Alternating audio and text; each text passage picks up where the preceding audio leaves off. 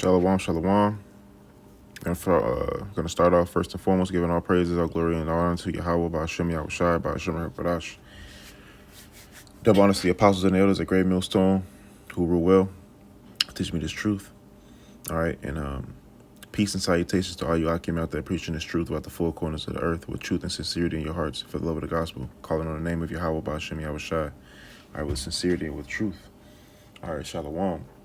I'm the brother Shemariah, coming to you from the Great Millstone Branch, Gary, Indiana, with another lesson. All right, this lesson today is going to be about friends. All right, there was a scripture of the day in the group that we have, and the scripture was about friends, friendship, man.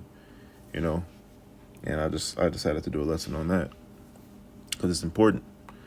It's important within this ministry to understand what the Lord said about friends. All right, and the protocol that you have to go through to be obtained of the Lord, to call the Lord your friend. All right, I'm gonna start off with John 15 and 15. I'm gonna start up a little bit. I'm gonna start at verse 12. 10. It says, if John 15:10, it says, if ye keep my commandments, ye shall abide in my love, even as I have kept my Father's commandments and abide in his love. So you got to keep the commandments. Keeping the commandments, it will be accepting of the love. So you have to do what the Lord told you to do. All right, that's the first thing, you know, to accept that he is. All right, and what scripture says to accept that he is a rewarder of them that diligently seek him. Let me see. He is. I think that's the same scripture as without faith it is impossible to please him. Oh, shit.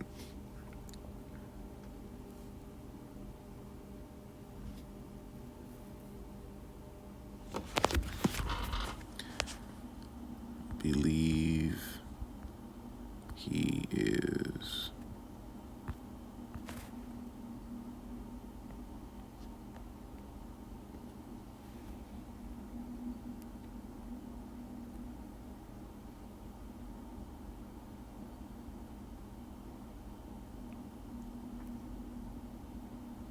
Hebrews 11:6. It says, but without faith it is impossible to please him. For he that cometh to Yahweh must believe that he is, and that he is a rewarder of them that diligently seek him. All right, so you have to do what the Lord told you to do. You have to believe that he is who and what he is, man. And he's going to do what he said he was going to do. All right, so the Lord said, what? If you do my commandments, you know, I shall love you. Just like the Father loved the Son, the Father's going to love you too. All right. So that's number one, you know. That's why I leave off 10. This is John 15 and 10, 11. These things have I spoke unto you, that my joy might remain in you, and that your joy might be full. This is my commandment, that ye love one another as I have loved you. All right, and that love is an action. Love is an action word, man. You have to do. You know, it's not just a feeling. That is an action word. You have to commit. All right, that's how you know a friend. Not every friend is a friend, you know. But the Lord said, the ones that do my will, my Father's will, those are my friends. It says, greater love hath no man than this, that a man lay down his life for his friends. All right, lay down your life don't necessarily mean dying for him. You know, it does mean dying for him, but while you yet live, all right, while we're living, we lay down our lives on a daily for our friends. You know, sometimes putting your needs second to theirs. All right, that's an example of laying down your life, your time, your finances. All right, your possessions, your car, your house. Sometimes a friend may need a place to stay. You know, depending on the situation. You know what I'm saying? But these are the things that a friend would do. See, the word love is an action word, right? Verse 14, it says, ye are my friends, if ye do whatsoever I command you. Henceforth I call you no more servants, for the servant knoweth not what his Lord doeth, but I have called you friends, for all things that I have heard of my Father I have made known unto you. See, these are the things that make a friend. And in order to be that friend of Yahushua, you must first be the friends of the brethren, man, because it said what when have we served you in nakedness and in hunger and in sickness? Them that have done it unto my servants have done it unto me. But excuse me. You have to be proven. You have to be proven to be a friend. That's why I got this scripture. This is the book of Ecclesiasticus 6. It's better known as Sirach 6. All right, and Sirach 6 goes into friendship. All right, what a friend is and what a friend is not. So we're gonna get the verse 6. We're gonna start at verse 6. Sirach 6 and 7. I'm sorry, start at 7. If thou wouldest get a friend, prove him first, and be not hasty to credit him. All right, how do you prove him, man? You spend time with him. You spend time with him. You call him when you need him. You know, you call him, check up on him. This is how you prove a friend.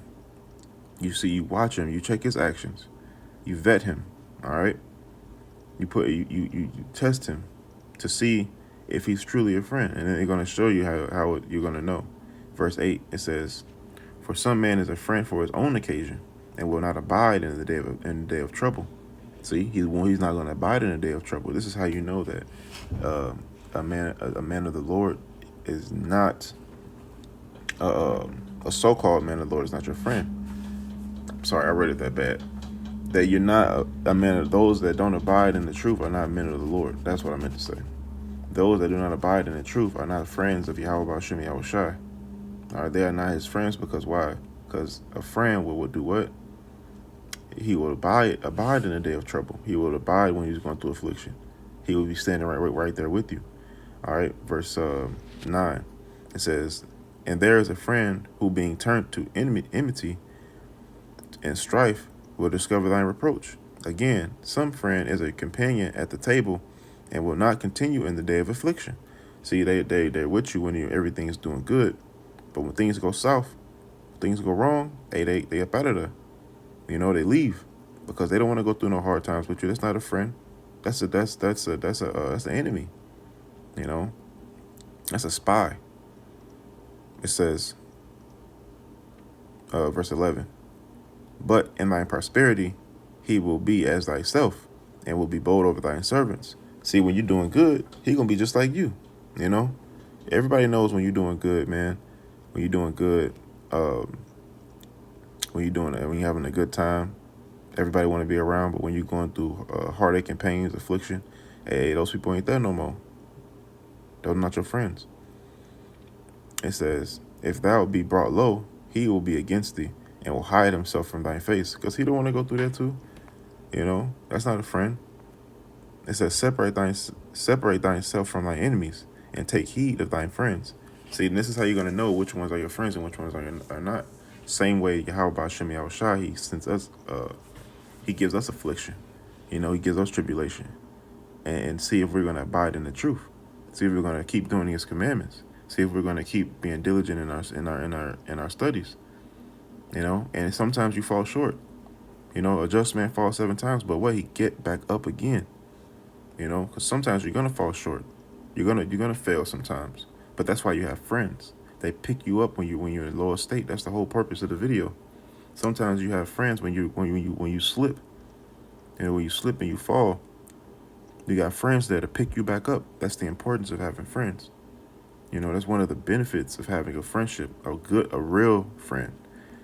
It says, a faithful friend is a strong defense. See, a faithful friend is a strong defense, and he that hath found such, and one hath found a treasure. So the scriptures say, if you found a friend, you found a treasure. A faithful friend is his treasure. Nothing doth countervail a faithful friend, and his excellency is invaluable. It can't be compared to anything. You know, it says a faithful friend is the medicine of life, and they that fear the Lord shall find him. You're gonna fear the Lord. You're gonna find other people that fear the Lord. You're gonna find other people that have that same mind that you have on one accord. You know. But that was it to that. I wanted to get one more. 12. It's about 12.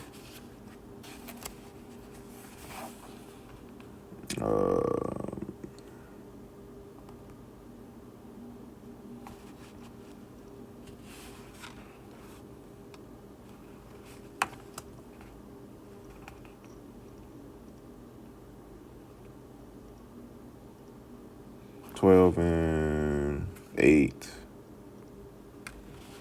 12 and 8. This is Sirach 12 and 8. It says, a friend cannot be known in prosperity, and an enemy cannot be hid in adversity. All right. So a friend cannot be known when you're going through good times.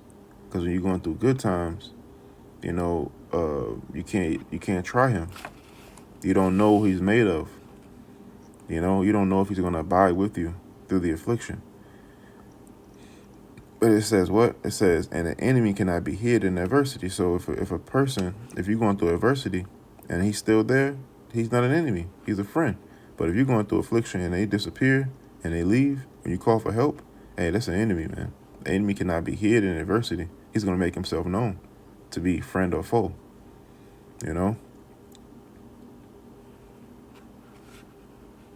It says, in the prosperity of a man, enemies will be grieved. But in the adversity of a man, even a friend will depart. But I had a couple other precepts I wanted to get into, because the trying of our faith, right?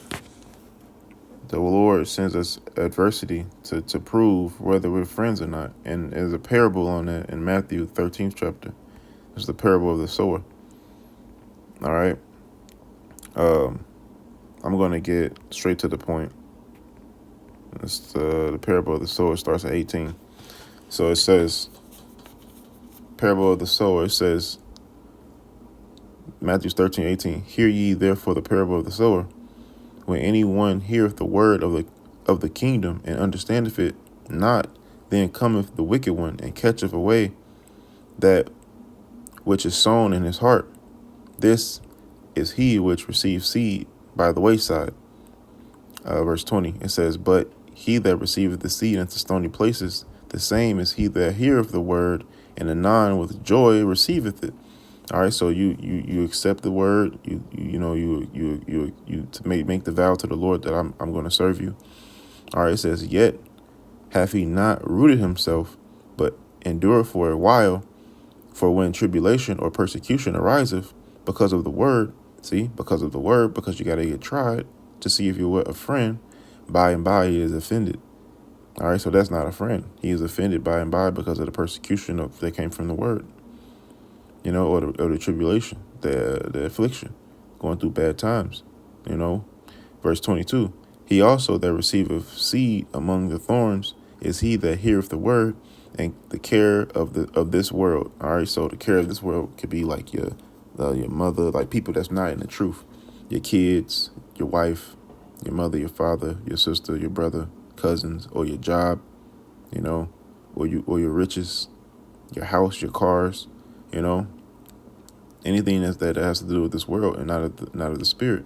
It says, and the deceitfulness of riches choke the word, and he becometh unfruitful.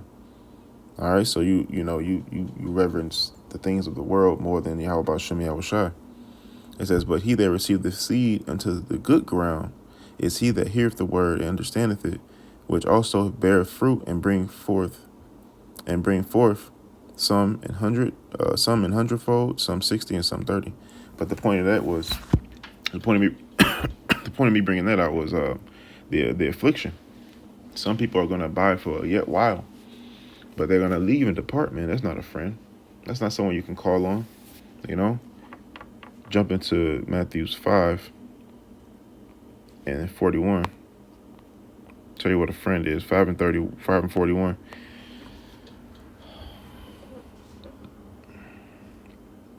It says, and whatsoever shall compel thee to go a mile, go with him twain. So if you ask your friend to do something for you, and he goes 2, and he does double, hey man, that's a faithful friend. That's the attributes that a friend would do. But the list goes on. If you go up in this chapter and down a little, but I'm going to get some other precepts to better describe a faithful friend. This is Ecclesiastes 4 and 8. Ecclesiastes 4 and 8. This is the importance of a friendship. For when you slip, you have somebody there to catch you. 4 and 8. right, it says, Ecclesiastes 4:8 says, there is one alone, and there is not a second. Yeah, he hath neither child nor brother, yet is there no end of all his labor. Neither is his eye satisfied with riches, neither saith he, for whom do I labor, and bereave my soul of good. This is also vanity, yeah, it is sore travail. Two are better than one, because they have a good reward for their labor. It says, for if they fall, one will lift up his fellow, but woe unto him that is alone when he falleth, for he hath not another to help him up. See, that's the point, man. You have somebody to lift you up when you falleth and encourage you, exhort you into good works. That's a faithful friend. Verse 11, again, if two lie together, then they have heat. But how can one keep warm? How can one be warm alone? And if one prevail against him, two shall withstand him. And a threefold cord is not quickly broken. All right. So that's the point. That's the point, man. It's the Lord created friendship so that you can have help for yourself, man. And then not only that, but a brotherhood. That's why the Lord said, what? I call you no longer servants, but friends. It's the book of Mark 12:28.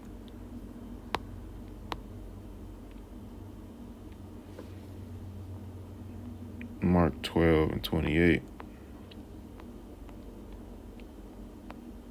It says,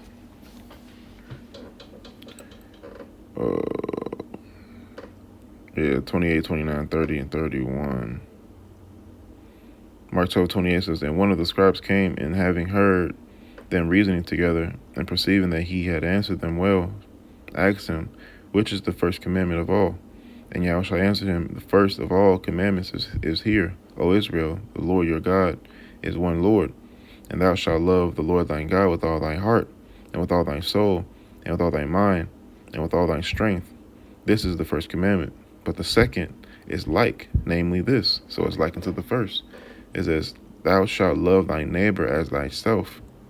There is none other commandment greater than these.